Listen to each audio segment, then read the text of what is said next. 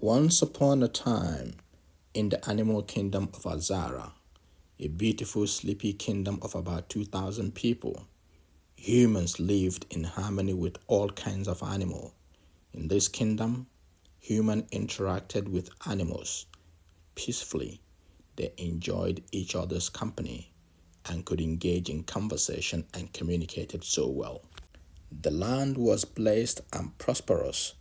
As years went by, the king became worried that his first daughter was getting old and yet to marry. So the king wanted to know why. He called a family meeting. The king wanted the best for his daughter and had set high standard for any man brave enough who wanted to marry his daughter. Present at the meeting were the queen, her daughters, and her sons. Then the king asked his first daughter, "What is your reason for not getting married, despite the many suitors that have asked for your hand in marriage?" He wondered if the problem is from the kinds of men that she was attracted to, or if it was his daughters being so picky. As the discussion continued, the king sought a better understanding of what is going on for his daughter. It was during these discussions that the king's daughter told her father that she doesn't just want to get married to any kind of a man. She wanted a man who was brave, smart, intelligent, a man who has a back, a man who would do anything to make her feel special, like a princess that she is. She told her father, "I want a man who has the capacity to bring an elephant to the palace. I want to ride on the backs of an elephant. I don't do ordinary." Hearing this, her father was delighted and impressed. But then he asked her, "Why would you want a man to bring an elephant to the palace?" She narrated that any man that can fulfill this demand shows his commitment to the kingdom. Moreover, she will ride on the backs of that elephant as a symbol of honor and respect to her father. This seemed reasonable to her father, and he agreed. Soon, the news spread in the kingdom, and men thought it was an impossible task and scoffed at her demands. They said to themselves, "She's not ready to get married. Not yet. No one would dare mess with an elephant." But not to the turtle. The turtle had previously made unsuccessful advances on the princess. He saw an opportunity to re strategize and prove himself. After all, he was a very close friend to the elephant. In fact, elephant was his best friend.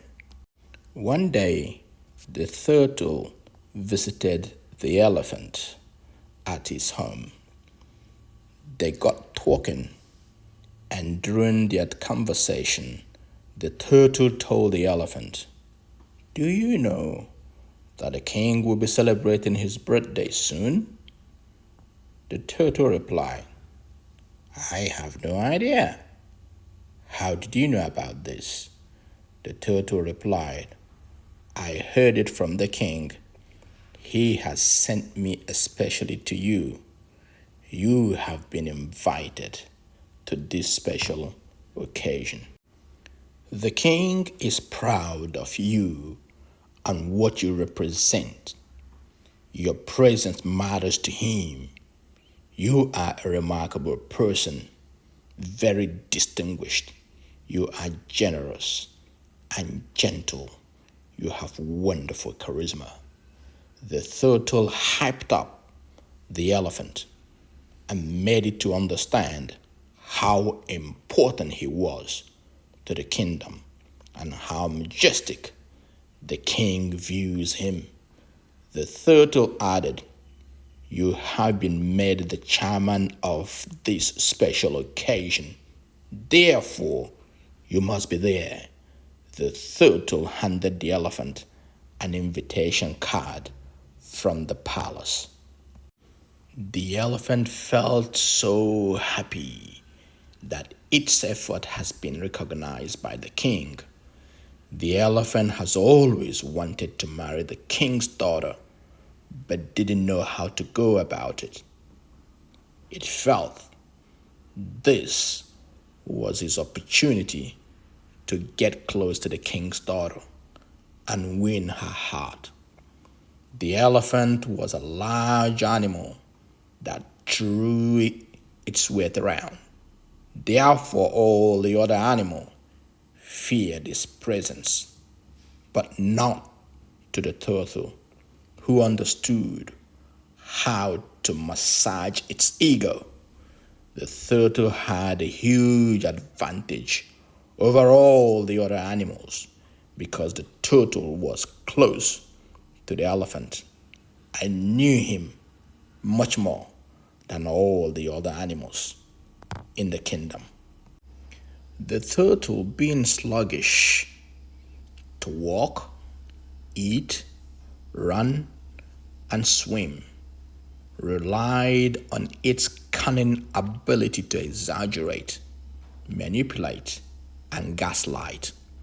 The turtle was extremely wise, and what it lacked in size, it made up in its ability to think fast and problem solve. The turtle was always solution focused and would do whatever it takes to win.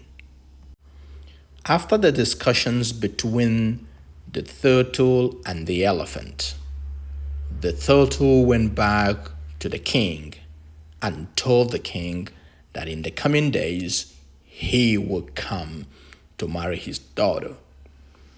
The king reminded the turtle about what it takes to marry his daughter. The turtle replied, "Say no more, say no more." The king wondered, how could a turtle bring an elephant to his palace? How many days it would take the turtle to walk with the elephant. He also contemplated the possibility of his daughter getting married to a sluggish and a slow turtle when her daughter wanted a man who was brave. He knew it was next to impossible. However, he gave the turtle the benefit of the doubt. On the appointed day, when the turtle was supposed to bring in the elephant, as demanded by the king's daughter, he went to the elephant's house in the middle of a hot day and pleaded with the elephant to come along as a support person for an important meeting he has with the king. The elephant was happy to support the turtle. After all, he's going to the palace. That brings him closer to his goal of marrying the king's daughter. But then the elephant became hesitant and told the turtle that today is also the king's birthday, according to the invitation turtle gave to him a few days back.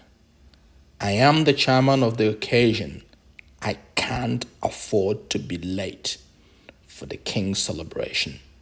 The turtle reassured the elephant that if they leave now, they will make it back in time for the big occasion of the year. So they set out and left to the king's palace. A few kilometers into the journey, the turtle, being sluggish and slow, was irritating the elephant with its snail pace. The elephant asked the turtle to walk a bit faster. reminding the turtle about the king's celebration that evening. The turtle told the elephant that he was walking as fast as its leg could carry him. The elephant was not too pleased, sensing that the journey could take much longer than he had planned.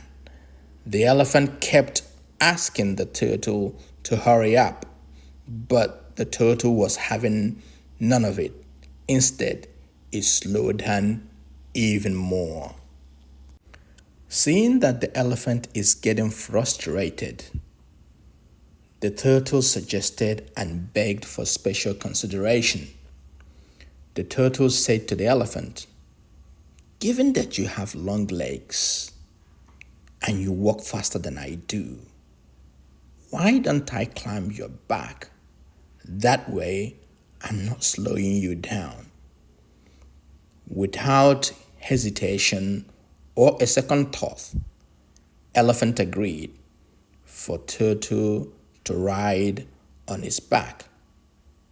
Given the size of the turtle, it struggled to climb on top of the elephant. After a few attempts, Turtle said to the elephant, "Can I make a second suggestion?" "Yes, you may," said the elephant. "Since I'm sluggish to climb on your back, could I please tie a rope on your neck so I can hold on to it to climb on your back?" The elephant said to Turtle, "Do whatever you need to climb up.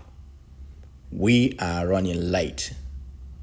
Turtle tied a rope on the elephant's neck, used it to climb up, and held on to their life. As they got closer to the king's palace, the turtle burst into a song, singing, "My dear king, I've brought you the elephant." Then the elephant asked the turtle, "What did you just say? You brought who?" The turtle replied, "I'm sorry. You misheard me. I meant, let the land upon which you walk protect you. The king has selected you as the chairman. Therefore, may you live forever." As the gates of the palace flung open, the king and his daughter could see Turtle riding on the back of the elephant. Turtle requested to calm down, dragging elephant with him. He handed the elephant to the king.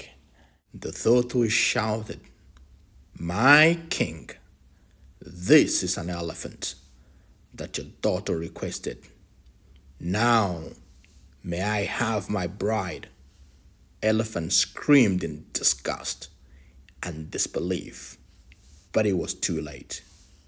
Turtle has used their friendship in the most unimaginable way and betrayed him.